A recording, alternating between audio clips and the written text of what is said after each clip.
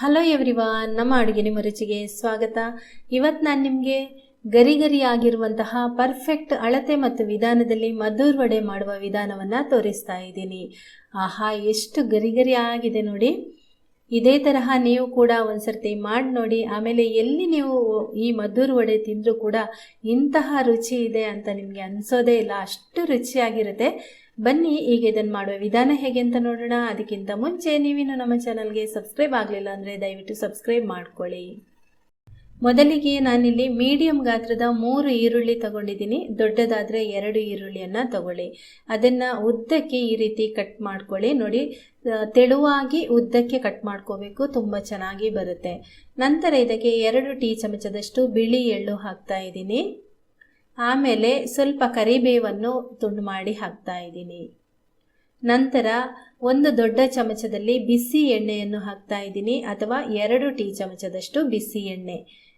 1/4 tea ಚಮಚಗಿಂತ ಸ್ವಲ್ಪ ಜಾಸ್ತಿ ಉಪ್ಪು ಸೇರಿಸ್ಬಿಟ್ಟು ಇದನ್ನು ಒಂದ್ಸರ್ತಿ ಕಲಸ್ಕೊಂಡು ನಂತರ ಇದನ್ನು ಕೈಯಲ್ಲಿ ಚೆನ್ನಾಗಿ ಈ ರೀತಿ ಮಿಕ್ಸ್ ಮಾಡ್ಕೊಳ್ಳಿ. ಮಿಕ್ಸ್ ಮಾಡ್ಕೊಳ್ಳುವಾಗ ಈರುಳ್ಳಿ ಎಲ್ಲ ನೋಡಿ ಎಲ್ಲ ಬೇರೆ ಬೇರೆ ಆಗುತ್ತೆ. ಹಾಗೆಯೇ ಅದರಲ್ಲಿ ಸ್ವಲ್ಪ ನೀರು ಬಿಟ್ಕೊಳ್ಳುತ್ತೆ, ಉಪ್ಪು ಹಾಕಿದ್ದೀವಲ್ವ, ಹಾಗಾಗಿ ಸ್ವಲ್ಪ ಅದು ನೀರು ಬಿಟ್ಕೊಂಡು ಚೆನ್ನಾಗಿರುತ್ತೆ. ಅಂದರೆ ಹಿಟ್ಟು ಹಾಕುವಾಗ ಕರೆಕ್ಟ್ ಆಗುತ್ತೆ. ಇವಾಗ ಇಷ್ಟು ಮಿಕ್ಸ್ ಮಾಡ್ಕೊಂಡಾದ್ಮೇಲೆ ಇದಕ್ಕೆ ಹಿಟ್ಟು ಸೇರಿಸ್ಕೊಳ್ಳೋಣ. ನಾನಿಲ್ಲಿ ಅರ್ಧ ಕಪ್ನಷ್ಟು ರವೆ ಹಾಕ್ತಾ ಇದ್ದೀನಿ. ರವೆ ಯಾವುದು ಅಂದರೆ ಉಪ್ಪಿಟ್ಟು ಮಾಡುವಂತಹ ಮೀಡಿಯಂ ರವೆ ಬರುತ್ತಲ್ವ, ಅದು ಸೂಜಿ ಅಂತಲೂ ಹೇಳ್ತಾರೆ ಅದಕ್ಕೆ. ನಂತರ 1/4 ಕಪ್ನಷ್ಟು ಅಕ್ಕಿ ಹಿಟ್ಟನ್ನು ಹಾಕ್ತಾ ಇದ್ದೀನಿ. ನಂತರ 2 ಟೀ ಚಮಚದಷ್ಟು ಮೈದಾ ಹಾಕ್ತಾ ಇದ್ದೀನಿ. ಇನ್ನೂ 1 ಚಮಚ ಜಾಸ್ತಿ ನಾನು ಮೈದಾ ಹಾಕಿದ್ದೀನಿ.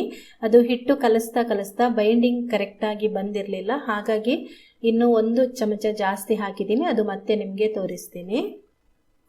ಅಳತೆಯ ಕಪ್ ಇಲ್ಲ ಅಂದರೆ ಈ ರೀತಿ ಲೋಟದಲ್ಲಿ ನೀವು ಅಳತೆ ಮಾಡ್ಕೋಬೋದು. ಸಣ್ಣ ಲೋಟ ಯಾವಾಗಲೂ ಅರ್ಧ ಕಪ್ ಬರುತ್ತೆ, ದೊಡ್ಡ ಲೋಟ 1 ಕಪ್ನಷ್ಟು ಅಳತೆ ಇರುತ್ತೆ. ನಂತರ ಇದಕ್ಕೆ 2 ಸಣ್ಣಗೆ ಹೆಚ್ಚಿದ ಹಸಿಮೆಣಸಿನಕಾಯಿ, ಸಣ್ಣಗೆ ಹೆಚ್ಚಿದ ಶುಂಠಿ 1.5 ಇಂಚು ಗಾತ್ರದಷ್ಟು ಹಾಕಿದ್ದೀನಿ ನಾನು. ಜಾಸ್ತಿ ಹಾಕಿದಷ್ಟು ರುಚಿ ಚೆನ್ನಾಗಿ ಬರುತ್ತೆ ಶುಂಠಿ. ಮತ್ತು ಸ್ವಲ್ಪ ಕೊತ್ತಂಬರಿ ಸೊಪ್ಪು ಸಣ್ಣಗೆ ಹೆಚ್ಚಿ ಹಾಕಿಬಿಟ್ಟು 1 ಟೀ ಚಮಚದಷ್ಟು ತುಪ್ಪ ಹಾಕ್ಕೊಳ್ತಾ ಇದ್ದೀನಿ. ತುಪ್ಪ ಹಾಕೋದ್ರಿಂದ ತುಂಬಾ ಗರಿ ಗರಿಯಾಗಿ ಬರುತ್ತೆ. ಈಗ ಇದನ್ನು ಚೆನ್ನಾಗಿ ಒಂದ್ಸರ್ತಿ ಮಿಕ್ಸ್ ಮಾಡ್ಕೊಳ್ಳೋಣ. ಇಂತಹ ತಿಂಡಿಗಳಿಗೆ ನಾವು ಉಪ್ಪು ಎಷ್ಟು ಅಳತೆ ಹೇಳ್ತೀವಿ ಅದಕ್ಕಿಂತ ನೀವು ಸ್ವಲ್ಪ ಕಮ್ಮಿನೇ ಫಸ್ಟ್ ಹಾಕೋಬೇಕು. ಆಮೇಲೆ ರುಚಿ ನೋಡಿಕೊಂಡು ನಿಮ್ಮ ರುಚಿಗೆ ತಕ್ಕಂತೆ ಉಪ್ಪನ್ನು ಹಾಕೋಬೇಕು. ಇವಾಗ ನೋಡಿ, ಇದನ್ನು ಚೆನ್ನಾಗಿ ಮಿಕ್ಸ್ ಮಾಡ್ಕೊಂಡಾಗಿದೆ, ಉದುರುದ್ರಾಗಿ ಆಗಿದೆ ಈ ರೀತಿ. ಈಗ ಇದಕ್ಕೆ ಬೇಕಾಗುವಷ್ಟು ನೀರನ್ನು ಸ್ವಲ್ಪನೇ ಹಾಕಿ ಮಿಕ್ಸ್ ಮಾಡ್ಕೊಳ್ಬೇಕು. ಮಿಕ್ಸ್ ಮಾಡ್ಕೊಳ್ತಾ ಇದೊಂದು ಸ್ವಲ್ಪ ಅಂಟು ಬರುತ್ತೆ ನೋಡಿ. ಇಷ್ಟು ಗಟ್ಟಿ ಮಾಡ್ಕೊಂಡಿದ್ದೀನಿ ಫಸ್ಟ್ ನಾನು, ಆದರೆ ಅದರಲ್ಲಿ ರವೆ ಅಂಶ ಜಾಸ್ತಿ ಇರೋದ್ರಿಂದ ಸ್ವಲ್ಪ ಅದಕ್ಕೆ ಬೈಂಡಿಂಗಿಗೆ ಮೈದಾ ಸ್ವಲ್ಪ ಇದ್ದರೆ ಚೆನ್ನಾಗಿ ಬರುತ್ತೆ. ಮೈದಾ ಬದಲು ನೀವು ಗೋಧಿ ಹಿಟ್ಟನ್ನು ಕೂಡ ಹಾಕೋಬೋದು, ಆದರೆ ನಾರ್ಮಲ್ ಆಗಿ ಮದ್ದೂರು ವಡೆಗೆ ಮೈದಾ ಹಾಕ್ತಾರೆ, ಹಾಗಾಗಿ ನಾನು ಮೈದಾನೇ ಹಾಕ್ಕೊಂಡಿದ್ದೀನಿ. ಇಲ್ಲಿ ನಾನು 1 ಸ್ಪೂನ್ನಷ್ಟು ಮೈದಾ ಹಾಕಿ ಈಗ ಚೆನ್ನಾಗಿ ಮಿಕ್ಸ್ ಮಾಡಿಕೊಂಡು ಒಂದು ಸಾಫ್ಟ್ ಆದ ಹಿಟ್ಟು ರೆಡಿ ಮಾಡ್ಕೊಂಡಿದ್ದೀನಿ. ಆನಂತರ ಕೈಗೆ ಸ್ವಲ್ಪ ಎಣ್ಣೆ ಸವರ್ಕೊಂಡು ಉಂಡೆ ಮಾಡ್ಕೊಳ್ಳಿ, ಅಥವಾ ಒಂದು ಉಂಡೆ ಸೈಜಿಗೆ ಮಾಡ್ಕೊಳ್ಳಿ ಅಷ್ಟೇ. ನೋಡಿ, ಈ ರೀತಿ ಮಾಡ್ಕೊಂಡಿದ್ದೀನಿ.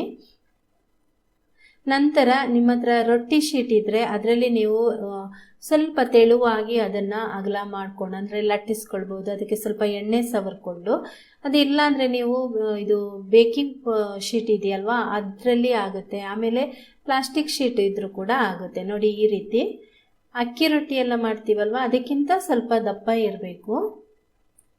ನೋಡಿ, ಈ ಸೈಜಲ್ಲಿ ಮಾಡ್ಕೊಂಡಿದ್ದೀನಿ. ಎಣ್ಣೆ ಕಾಯಲಿಕ್ಕೆ ಇಟ್ಟಿದ್ದೀನಿ, ಈಗಾಗಲೇ ಬಿಸಿ ಆಗಿದೆ. ತುಂಬ ಬಿಸಿ ಆಗಬಾರ್ದು, ಸಾಧಾರಣ ಬಿಸಿ ಆಗುವಾಗ ಇದನ್ನು ಹಾಕಬೇಕು. ಆವಾಗ ಒಳಗಡೆ ಎಲ್ಲ ವಡೆ ಚೆನ್ನಾಗಿ ಬೆಂದು ಗರಿ ಗರಿಯಾಗಿ ರೆಡಿ ಆಗುತ್ತೆ. ಹಾಕಿದಾಗ ಫಸ್ಟ್ ತಕ್ಷಣ ತಿರುಗಿಸಿ ಹಾಕಬೇಡಿ. ಸ್ವಲ್ಪ ಹೊತ್ತದು ಸೈಡೆಲ್ಲ ಸ್ವಲ್ಪ ಡ್ರೈ ಆಗ್ತಾ ಬರ್ತಾ ಇದೆ ಅನ್ನುವಾಗ ಅದನ್ನು ತಿರುಗಿಸಿ ಹಾಕಿ. ಆನಂತರ 2 ಕಡೆ ಅದನ್ನು ತಿರುಗಿಸಿ ಹಾಕ್ತಾ ಕರಿಬೇಕು. ತುಂಬ ಚೆನ್ನಾಗಿ ಗರಿ ಗರಿಯಾಗಿ ಬರುತ್ತೆ. ಇವಾಗ ನೋಡಿ, ಪರ್ಫೆಕ್ಟಾಗಿ ಮದ್ದೂರು ವಡೆ ರೆಡಿಯಾಗಿದೆ. ತುಂಬಾ ಸೂಪರ್ ಆಗಿತ್ತು ಆಯಿತಾ. ಟೇಸ್ಟ್ ಅಂತೂ ಅದ್ಭುತವಾಗಿತ್ತು. ಖಂಡಿತ ನೀವು ಇದೇ ರೀತಿ ಒಂದು ಸರ್ತಿ ಟ್ರೈ ಮಾಡಿ ನೋಡಿ. ಹಾಗೆಯೇ ನಾನು ನಿಮಗೆ ಅದನ್ನು ತುಂಡು ಮಾಡಿ ಕೂಡ ತೋರಿಸ್ತೀನಿ. ಎಷ್ಟು ಕೈಯಲ್ಲಿ ಮುಟ್ಟಿದರೆ ಕಟ್ಟಾಗುತ್ತೆ, ಅಷ್ಟು ಒಂದು ಗರಿ ಗರಿ ಆದ್ರೂ ಏನು ರಬ್ಬರ್ ರೀತಿ ಆ ರೀತಿ ಏನು ಎಲ್ಲ ಅಷ್ಟು ಪರ್ಫೆಕ್ಟಾಗಿ ಬಂದಿತ್ತು. ಇದೇ ರೀತಿ ನೀವು ಕೂಡ ಒಂದು ಸರ್ತಿ ಟ್ರೈ ಮಾಡಿ ನೋಡಿ. ಖಂಡಿತ ನೀವು ಇಷ್ಟಪಡ್ತೀರಿ, ಯಾವಾಗಲೂ ಇದನ್ನು ಮಾಡೇ ಮಾಡ್ತೀರಿ. ಓಕೆ ಫ್ರೆಂಡ್ಸ್, ಈ ಒಂದು ರೆಸಿಪಿ ನಿಮಗೆ ಇಷ್ಟ ಆಗಿದರೆ ಒಂದು ಲೈಕ್ ಮಾಡಿ, ನಿಮ್ಮ ಪರಿಚಯದವರಿಗೆ ಶೇರ್ ಮಾಡಿ. ಹಾಗೆಯೇ ನಮ್ಮ ಚಾನಲ್ಗೆ ನೀವಿನ್ನೂ ಸಬ್ಸ್ಕ್ರೈಬ್ ಆಗಲಿಲ್ಲ ಅಂದರೆ ಸಬ್ಸ್ಕ್ರೈಬ್ ಮಾಡ್ಕೊಳ್ಳಿ. ನಿಮ್ಮ ಅಭಿಪ್ರಾಯಗಳನ್ನು ಕಮೆಂಟ್ ಮೂಲಕ ತಿಳಿಸಿ. Thank you.